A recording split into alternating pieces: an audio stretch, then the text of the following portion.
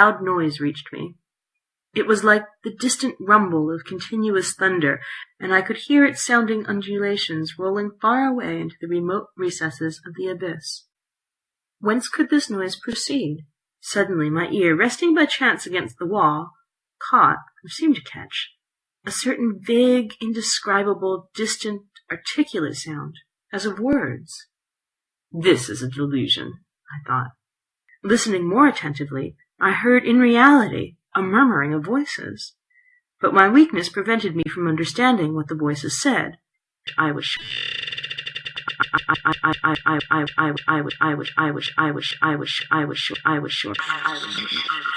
For a moment, I thought the words might be my own, brought back by an echo. I closed my lips firmly and laid my ear against the wall again. Again I began to listen. Passing my ear over the wall from one place to another, I found the point where the voices seemed to be best heard. Then I understood it all. To make myself heard, I must speak along this wall, which would conduct the sound of my voice, just as wire conducts electricity. I therefore approached the wall, and pronounced these words as clearly as possible. I waited with the deepest anxiety. Sound does not travel with great velocity. Even increased air density has no effect upon its rate of traveling. It merely augments its intensity. Seconds, which seemed like ages, passed away, and at last these words reached me. Sound travels in straight lines like light, only much slower. The sound is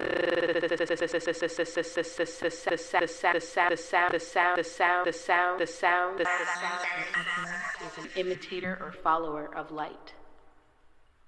The sound or echo is an imitator or follower of light. These were the last words I heard. Sound will be reflected, as light is on mirrors, when it hits a smooth, solid surface, and will be amplified by reflection. This wonderful underground conversation.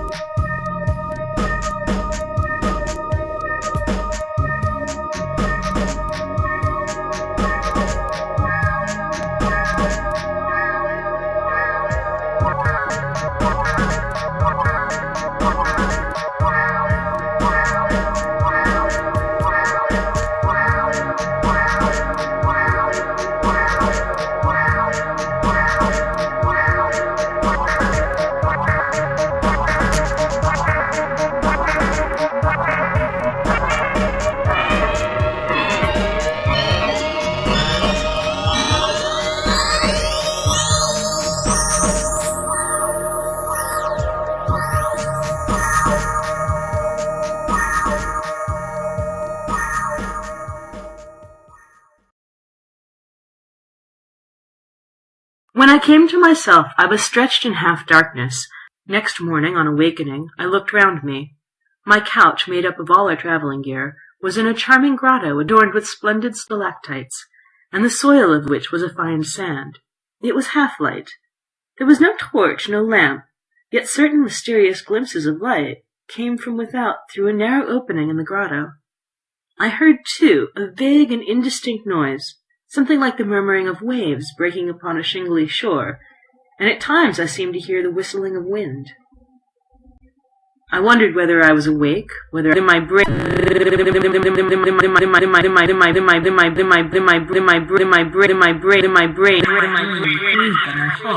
was not affected by imaginary noises, yet neither eyes nor ears could be so utterly deceived.